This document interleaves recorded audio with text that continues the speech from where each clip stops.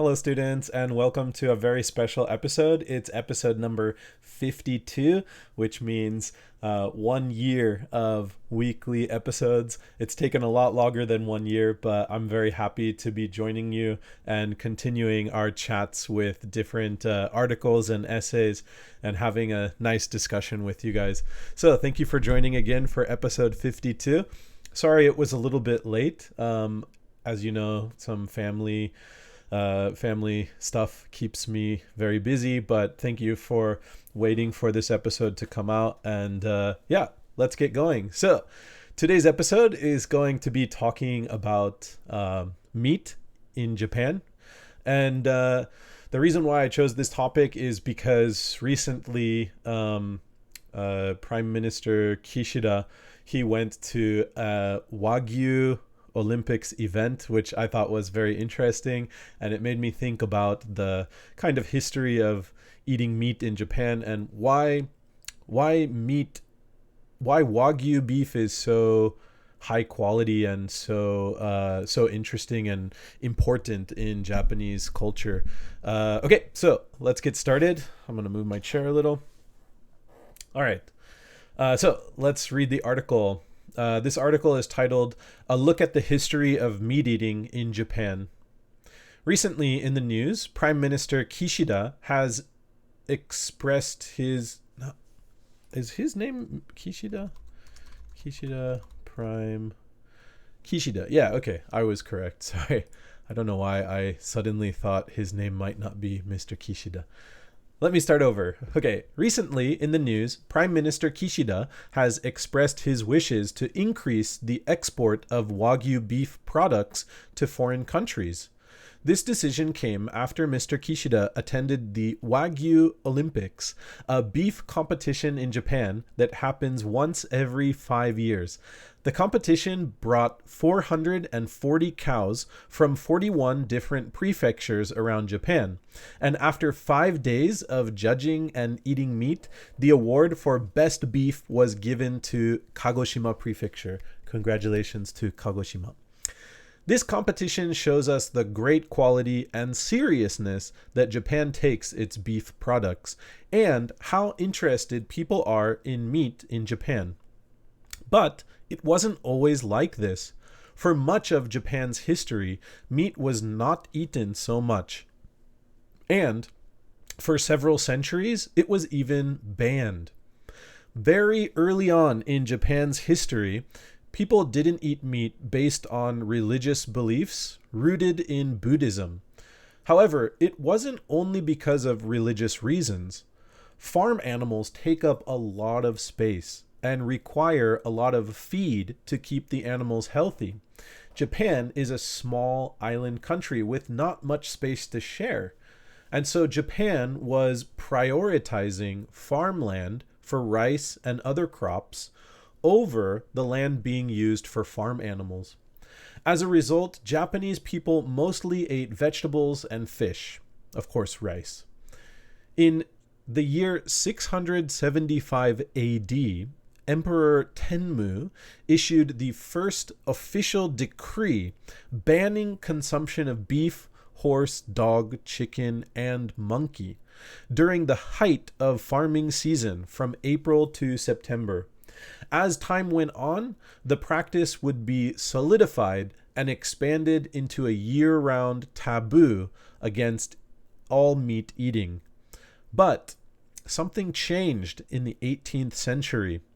The Dutch started coming to Japan for trade, and their big stature and large physique amazed the smaller Japanese people.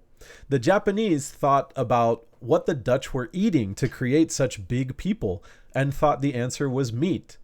Japanese people then thought eating meat must be good for health. In 1872, Japanese diets quickly changed towards meat. That year, on January 24th, the Meiji Emperor publicly ate meat for the first time, giving the nation permission to follow his example. Over just 5 years, beef consumption in Tokyo shot up more than 13 times.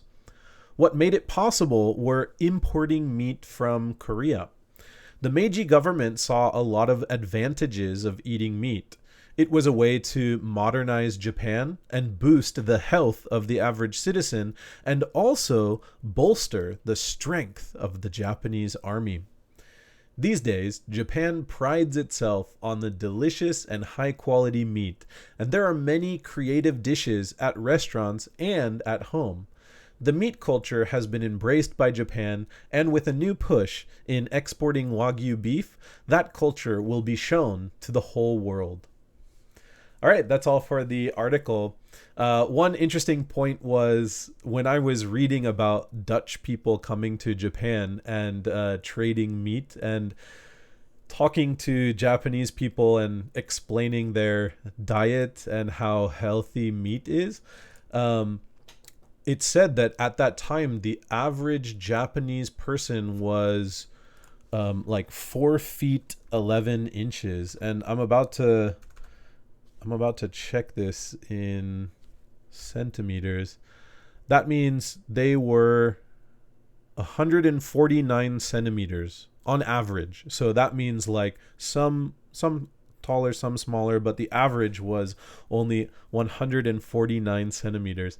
Can you imagine how small the Dutch people must have thought of the kind of very, very old 18th century, 19th century Japanese people. These days, the average Japanese person must be taller than that. Average Japanese height. Let's check. Yeah, actually now the average height of Japanese men is 170 centimeters and women is 157 centimeters. So already, because of diet changes, because of lifestyle changes, just evolving, like Japanese people became much taller than the average of 149 centimeters. How about some of my students? Are you guys taller or shorter than 149 centimeters? Recently, I got a health check and they checked my height and it was 185 centimeters. So if I arrived in Japan in the 18th century, maybe the very small Japanese people would ask me lots of questions like, what do you eat and how come you're so tall, or something like that. All right, let's look at the vocabulary for this week. The first word is rooted, and it means formed, made, or developed. Something formed, made, or developed. In the article, it says religious beliefs rooted in Buddhism. So people didn't eat meat, and this belief was made or developed in the Buddhist religion. The next word is feed. And of course, we know the verb to feed someone, to give someone food, but this is a noun, feed. And it means, in the article, it says, farm animals take up a lot of space and requires a lot of feed to keep the animals healthy. So this noun, feed, it means food grown or developed for livestock and poultry. Basically, it's food that's given to animals to eat. That's called feed. And we have nicknames like chicken feed or cow feed or pig feed, and that shows you what animal that food is being grown to give. Number 3 is prioritizing. We might have used this word before in a previous episode. Sorry if that's true. But prioritizing means the process of deciding the importance of a thing. So deciding the importance, kind of making a list of most important to least important. In the article, it says Japan was prioritizing farmland for rice and other crops over the land being used for farm animals. And that's very important. Like, at that time in the 9th century, 8th century in Japan, they were cutting down trees a lot. They were clearing full forests in order to plant farms and develop agriculture.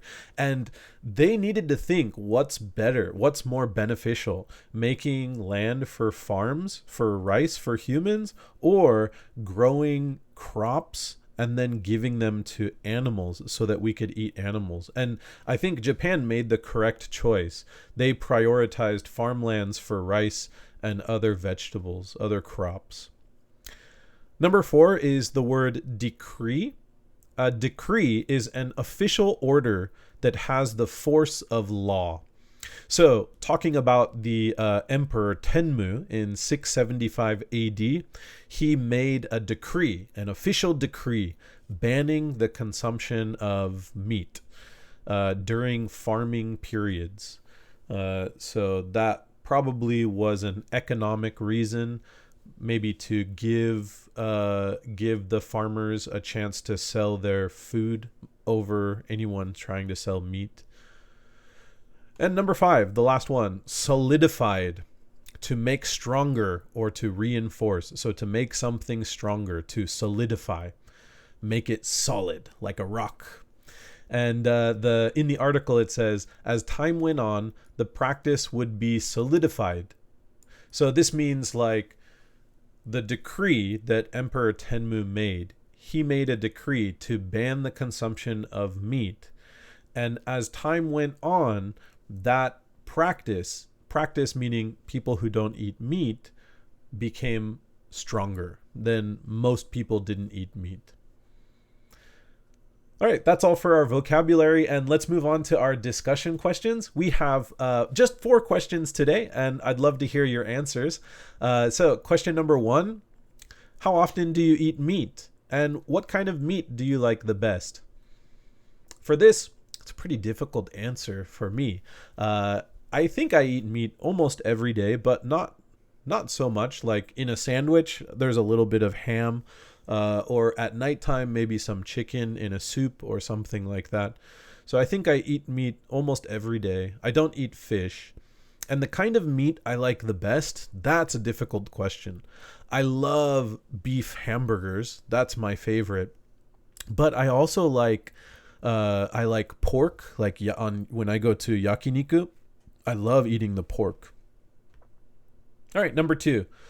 What is your favorite meat dish that you eat at home? So what's your favorite meat dish that you eat at home, like you cook and eat at home? And then how about a different meat dish that you eat at a restaurant? So for me, my favorite meat dish that I eat at home is probably like subuta. My wife makes really good subuta, sweet and sour pork. But at a restaurant, I really like going to yakiniku. So those are my 2 dishes. The one I like at home, the one I like at a restaurant. All right, number 3. Do you think meat will replace fish as the most eaten food in Japan in the future?